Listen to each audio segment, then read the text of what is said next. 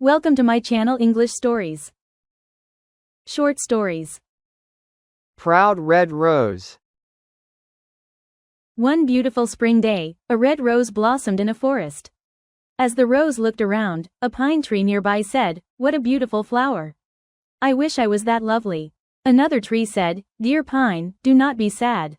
We cannot have everything." The rose turned and remarked, "It seems that I am the most beautiful flower in this forest."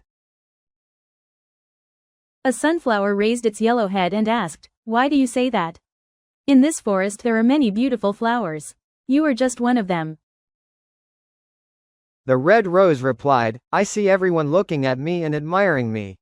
Then the rose looked at a cactus and said, "Look at that ugly plant full of thorns." The pine tree said, "Red rose, what kind of talk is this? Who can say what beauty is? You have thorns too." The proud red rose looked angrily at the pine and said, "I thought you had good taste.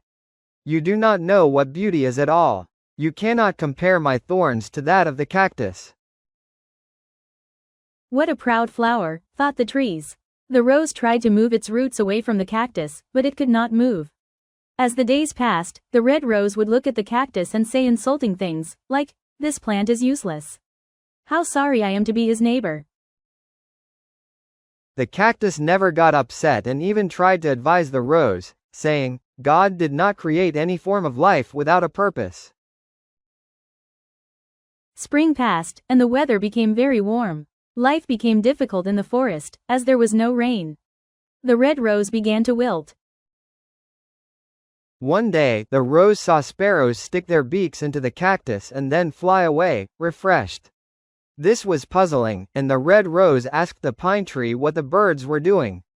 The pine tree explained that the birds were getting water from the cactus. "Does it not hurt when they make holes?" asked the rose. "Yes, but the cactus does not like to see the birds suffer," replied the pine. The rose opened its eyes in wonder and exclaimed, "The cactus has water?" "Yes, you can also drink from it. The sparrow can bring water to you if you ask the cactus for help." The red rose felt too ashamed to ask for water from the cactus, but finally it did ask for help. The cactus kindly agreed. The birds filled their beaks with water and watered the rose's roots. Thus, the rose learned a lesson and never judged anyone by their appearance again. Thank you for watching. Don't forget to like, comment, subscribe for more videos.